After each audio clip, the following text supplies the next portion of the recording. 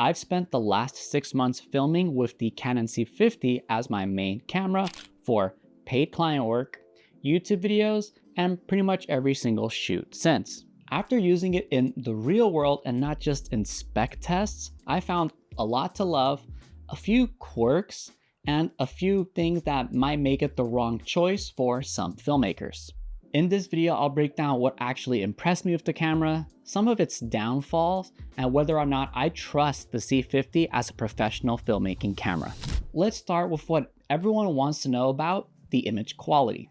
This camera has a ton of different formats that you can shoot in, but the main ones you'll be using are the XF ABC and the XF HEVC options, and both of them have 10-bit color and 422 support. So the color and image you're going to get out of this camera is incredible.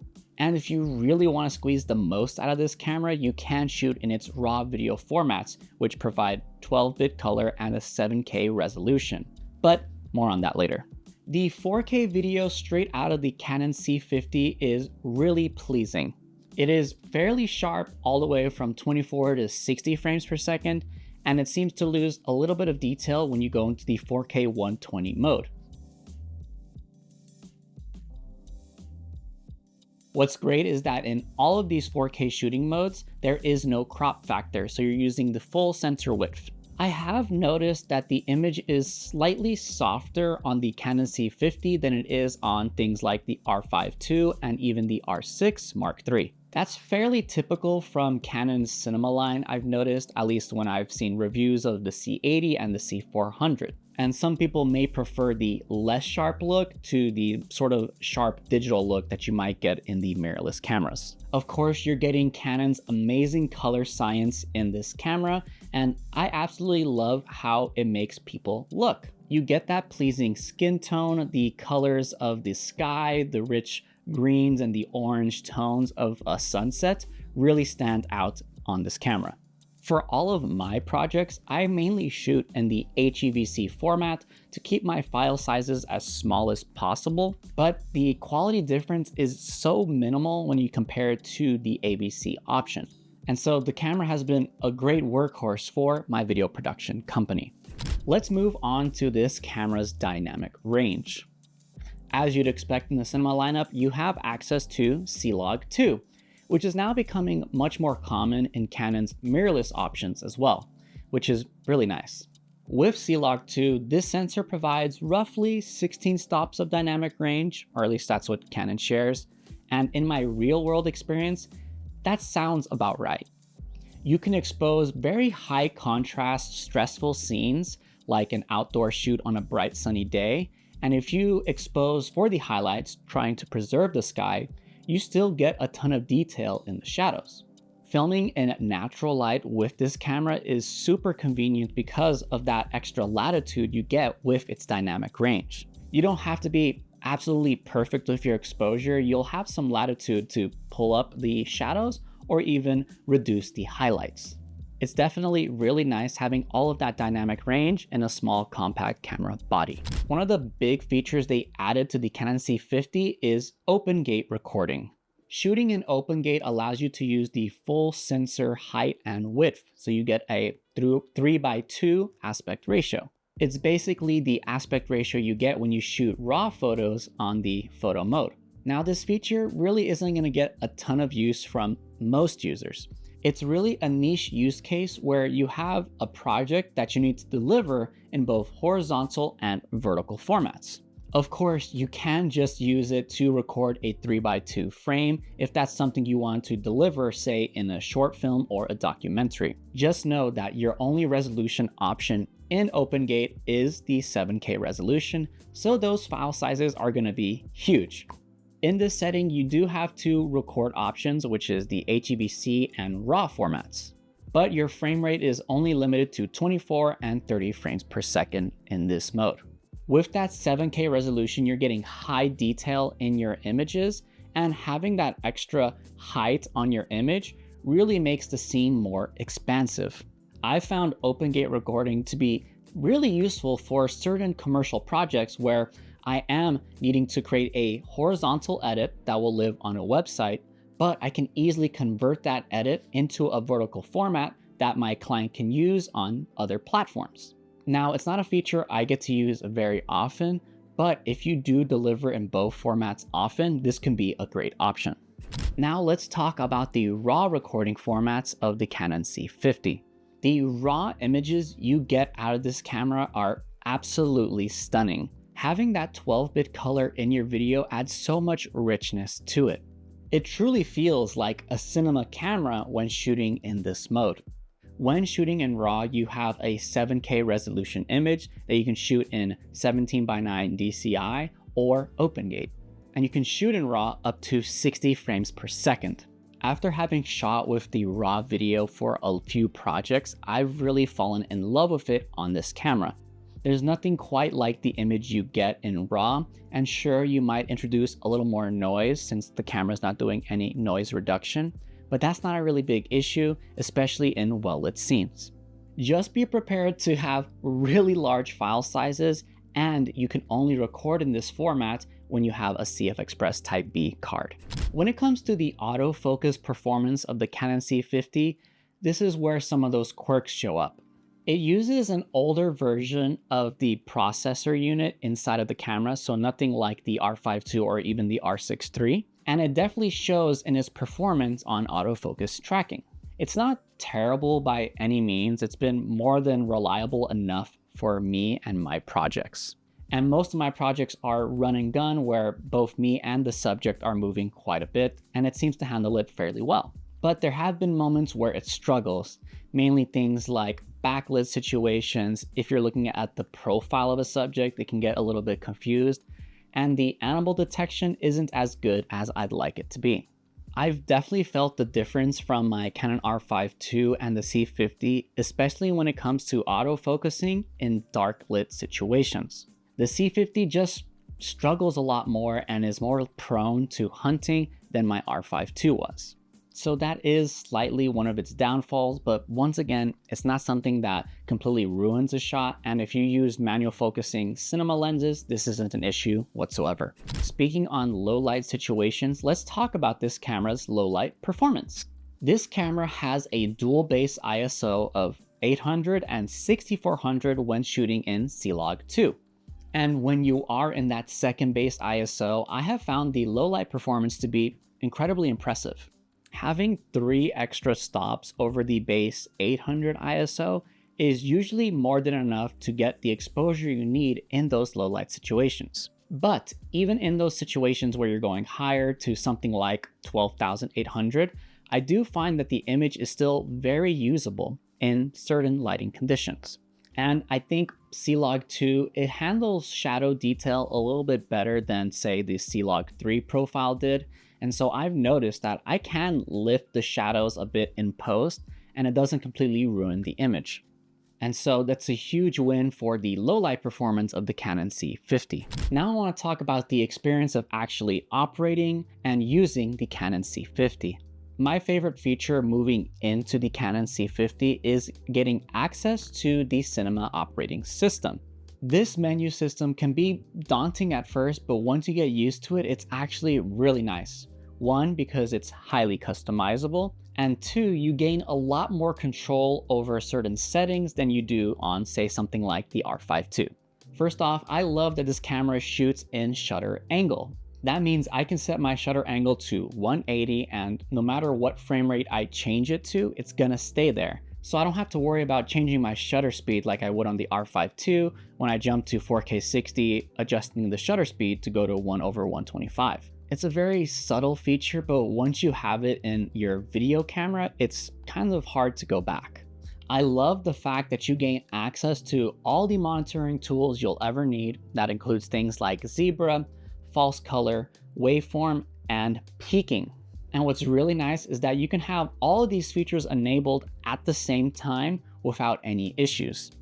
On my Canon R5 II, if you have, say, focus peaking on, you can't enable zebras or false color, I forget which one it is, and vice versa. And so it was always a juggling act having to enable and disable features just to get to the monitoring tool I wanted to use. That's not an issue on the C50. I can just enable that feature whenever, no matter what is happening on the camera, whether I have the waveform up already or false color enabled, I can still have my focus peaking on. Canon did a great job with this camera on placing the buttons all around the body, and all of them are customizable. And so I've changed this to have quick access to zebras, false color, waveform, peaking, all those things I previously mentioned, and things like slow and fast mode and changing between the base ISOs. So I can do all of that without ever hopping into the menu. There are tally lamps all around this camera. You have the one up front. You can enable one on your LCD screen. You also have one on the back here. And even the CF card and SD card have lights to show that you either have one in there or that they're recording. That leads me to the top handle that is included with this camera. With that enabled, you gain extra functionality when it comes to audio and XLR input. Not only that, you get an extra tally lamp on the top handle itself, so there are a ton of indicators for when you're recording on this camera. The top handle is super ergonomic and feels great in the hands. I was really impressed with how Canon designed this one. All in all, it makes operating and using the Canon C50 super easy and convenient, especially for solo operators. On the note of ergonomics, let's talk about the build quality. I've seen conflicting reports, but from what I've found, this camera does have some weather sealing. It's not quite as weather sealed as other cameras like the R6 III or the R5 II, and that's mainly because you have these huge vents all around the camera body. These are great for keeping the camera cool, but that does mean moisture and other materials can get in there if you're not careful. But otherwise, it's a very well constructed aluminum chassis that feels honestly great in the hands. I like the textured grip they have on the grip right here. You have all the ports you typically see on a Canon camera, like the mic, headphone jack, USB-C, HDMI, which is full size. But you also get the ability to jam timecode with their timecode port, which is super nice if that's something in your workflow.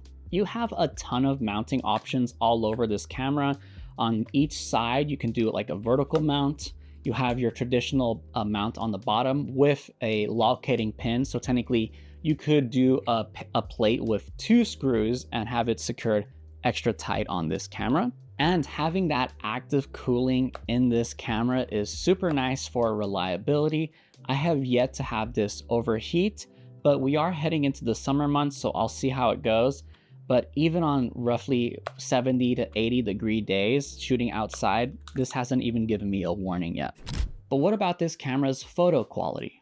This camera isn't exclusive to shooting video. You can switch it over to photo mode. However, it's stripped back from a bunch of features that you might expect from a traditional photo camera like the R6 III or the R5 II. First off, there's no viewfinder. Second, you don't have a mechanical shutter, so you can only use electronic shutter. This unfortunately also limits the color bit depth of this camera to 12-bit versus 14-bit on the R5 II and the R6 III.